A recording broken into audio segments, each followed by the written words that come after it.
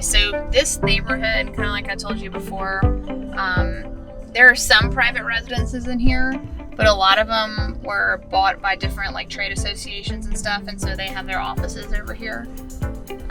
It's just like this one street of a neighborhood. So this is the Louisiana Oil and Gas Association.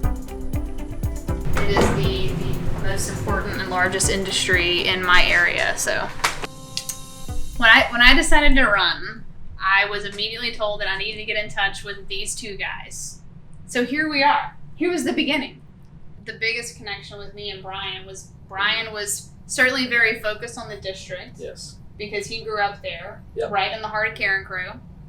Actually, not very far from where I grew up. That's right. Like Karen 5 Crew. minutes, yeah. Yeah, I was working at the state chamber at the time, running the PACs, and I always eyed that district as a flip district because everyone that had been there for year after year after year was a little soft on a lot of the chamber issues, and I knew that we could. It had been kind of a moderate Democrat district. Think of the first one that doesn't speak fluent French that took that position. You can still learn French. You can still learn French.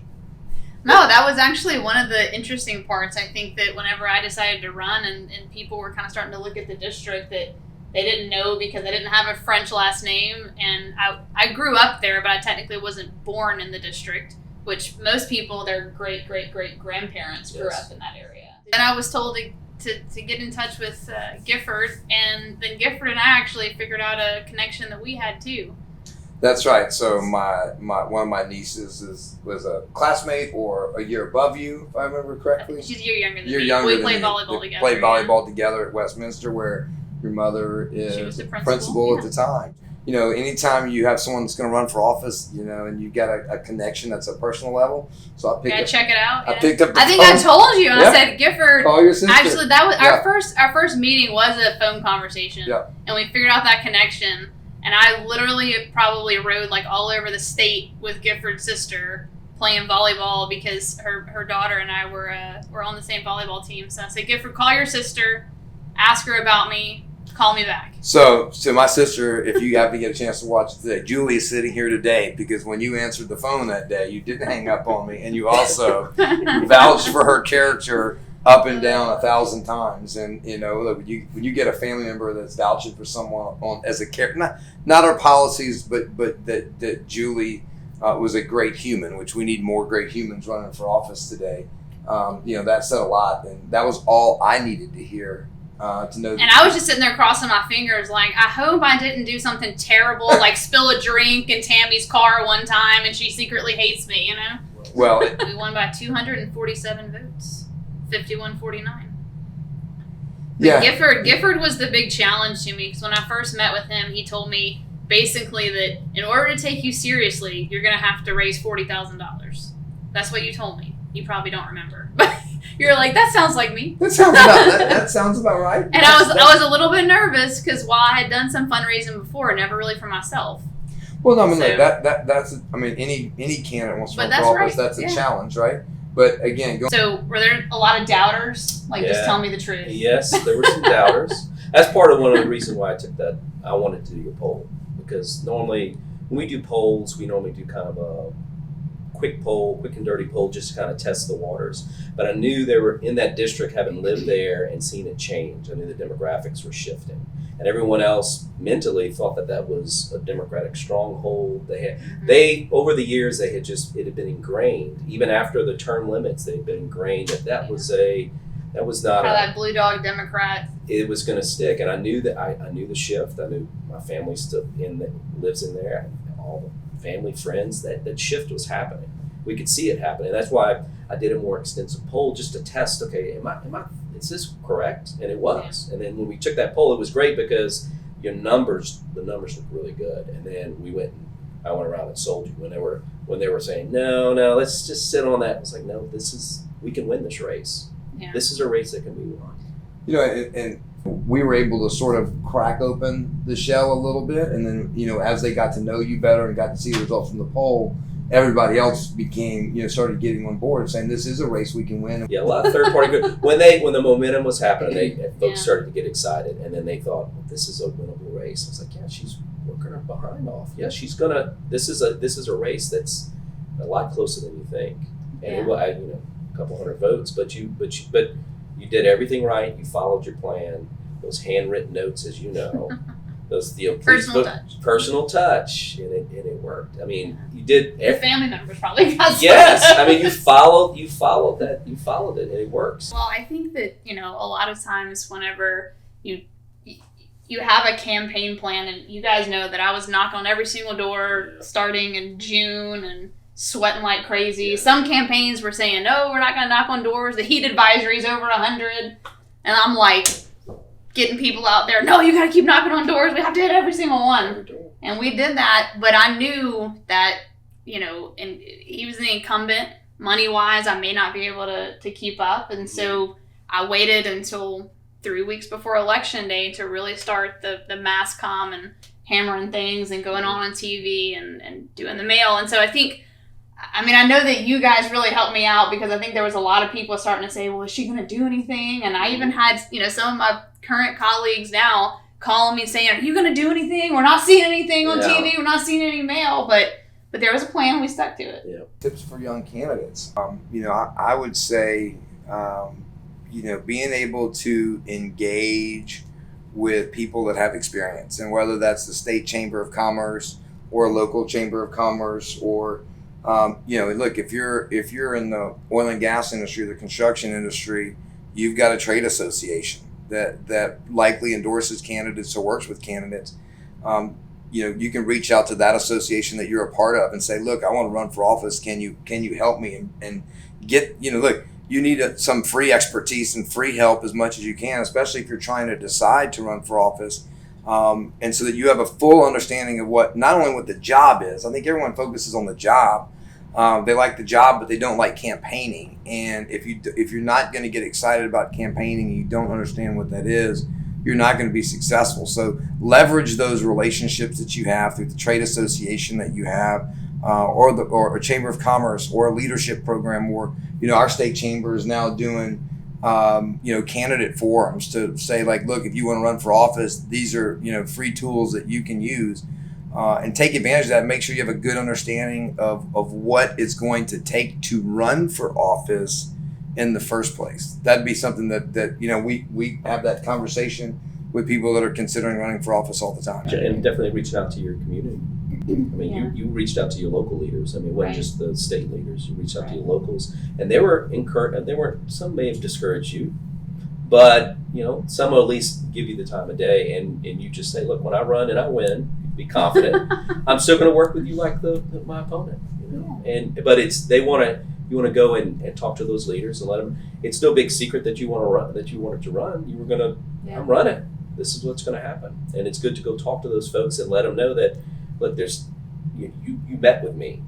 I'm not the end all. I'm not going to ruin your whole world, but I'm going to run. And this is my platform, and have conviction in it. And that's what you did.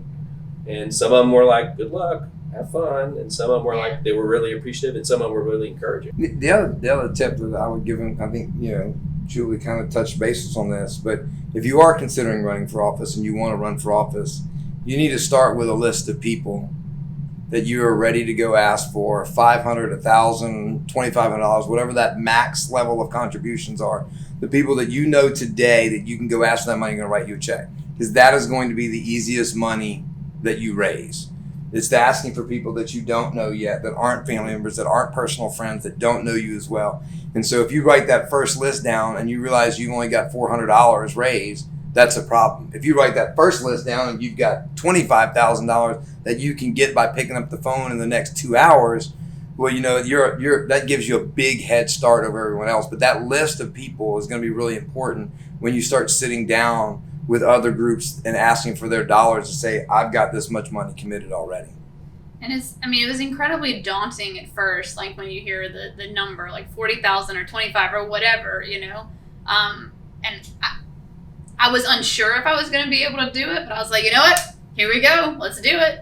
And look, I just started calling, and I was actually surprised. I mean, some people thought they would give more, or you think, oh, they have the ability to give more or whatever. And then some people, like I had a guy who sent me a check in the mail who was I think I told you about this. He was my grandfather's college roommate at LSU. I had never really met him before. I don't even think I knew who he was. He sent me a max out check and he was like, I know who you are and your grandfather was so special to me and I heard you were running and I know that if you're Harvey Hughes' granddaughter, you have to be good. I'm like, well, I'm not some radical or something. Well, especially if you go down the Christmas card list and you say, I know, right? they're good for $2,000. They're good for $1,000. Yeah. They're good. Well, let me ask for $25 here. And then you see when the money starts to come in, you're like, I underestimated or overestimated, but it all kind of works its way out. It's always a little bit more than what you thought, too. Yeah, no, absolutely. And that's just, I didn't really think I had a bunch of connections that would give me checks like that. And then all of a sudden you realize that people love you and they believe in you. So. Yep.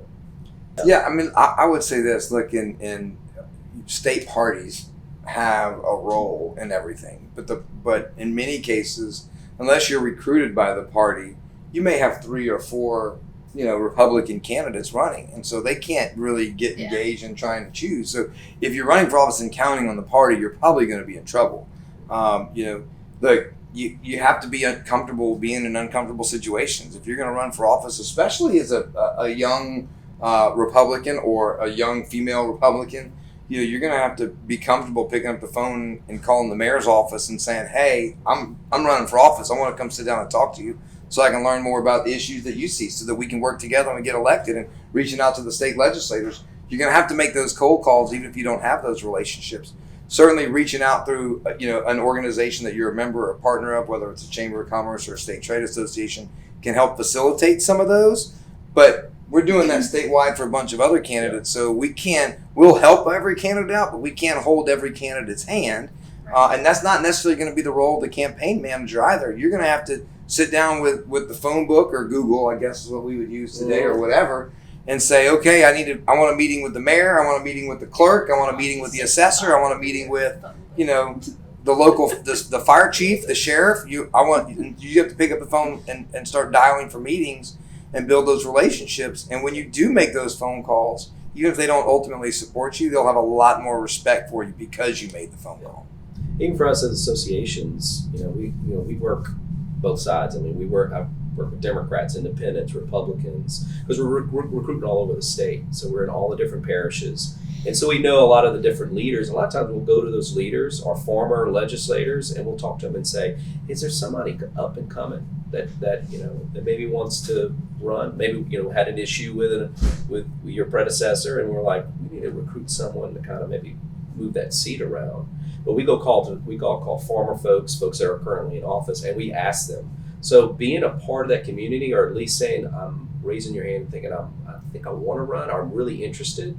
You can find your way. They'll plug and play with leaders that you respect and trust, and they'll guide you a little bit. And then when that starts to open up, you start meeting, like you said, you come to Baton Rouge, you met a whole different crop of folks that we deal with the legislature 24/7. And for you just want to be a leader within that community, and coming here, you needed a little bit of guidance. But then when you went back, we're like, Gifford gave you his Rolodex. I gave all my contacts. I literally I remember I had a sheet of paper at Praisals, and I was just writing down notes of every single person you said, and then I think I texted you after. You have this person's number, person's number, and you just sent to me as you could. And then you had me texting all of these legislators that at the time I didn't know any of them. Yeah. And we're actually going to talk to Nancy later and laugh about how much she scared me when I first met her. And then I actually texted I was texting so many people that I texted Representative Bishop to Nancy Landry, and I was like, "Hi, Representative Bishop," and she goes. So did you want to talk to Stewart or me? I was like, ah. But now she was my best friend in the legislature, so it's all good. It was good. But you notice every call led to something else. No, absolutely. Every call led to, you need to talk to so and so, and then your ledger got larger and larger, and then all that, as you know, each one of those phone calls led to support, sign locations, money, intel. Mm-hmm. Hey, make sure you don't talk to this person because that's the whole faction over here, and what not to get involved with. And so you kind of guide yourself. Every phone call, every meeting, it just grows. start with what you know, and then Mm-hmm. keep making the phone calls when they tell you. It's work the phones. Just Yeah. do it. Yeah, that's like Yeah. trademarked. I don't think you can use that one. I'm gonna have to like filter them for the final edit here. I don't think it's gonna make the final edit. Right, it's an exercise. We end up being a screenshot in the Yes, over yeah. Oh my God. with some background narrative. These are some Just fill in B-roll. whatever story They you call us, think. they call us B-roll. B-roll, man. This is B-roll, yeah, Yeah. sweet. That's right. Here's me sitting down with two people. Two random guys Random by a guys. fireplace. Yeah.